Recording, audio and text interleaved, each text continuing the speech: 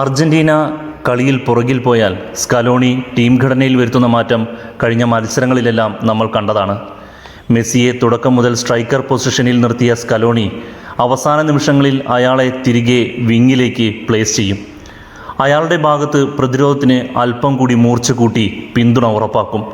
ശേഷം തുടരെ അയാളുടെ ബോക്സിലേക്ക് പന്തുകൾ എത്തിച്ചുകൊണ്ടിരിക്കും. ഹൈഡ്രേഷൻ ബ്രേക്കിന് ശേഷം സ്കലോണി കുറച്ച് സബ്സ്റ്റിറ്റ്യൂഷൻ നടത്തുന്നുണ്ട്. അതൊരു ടാക്റ്റിക്കൽ ചേഞ്ചിൻ്റെ ആരംഭമായിരുന്നു. 81-ാം മിനിറ്റിൽ ലൗതാരോ മാർട്ടിനസ് കളത്തിലെത്തുന്നതോടെയാണ് അത് പൂർണ്ണമാകുന്നത്. പരഡസിന് പകരം വന്ന ഗോൺസാലസിനെ ലെഫ്റ്റ് ബാക്കിലേക്ക് വിട്ട് അവിടെ ഡീപോളിനെ സെറ്റ് ചെയ്യും. ടഗ്ലിക്ക് പകരം വന്ന മാർട്ടിനസ് സ്ട്രൈക്കർ പൊസിഷനിൽ ചെന്ന് മെസ്സിയെ വിങ്ങിലേക്ക് തുറന്നുവിടും.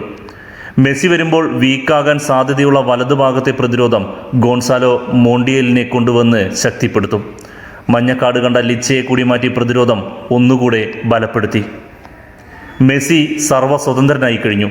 പിന്നീട് ഇംഗ്ലണ്ട് ബോക്സിനുള്ളിൽ അർജന്റീന താരങ്ങൾക്ക് തുടർച്ചയായി പന്തുകൾ എത്തിക്കൊണ്ടേയിരുന്നു. അവിടെ അവർക്ക് താളം തെറ്റി.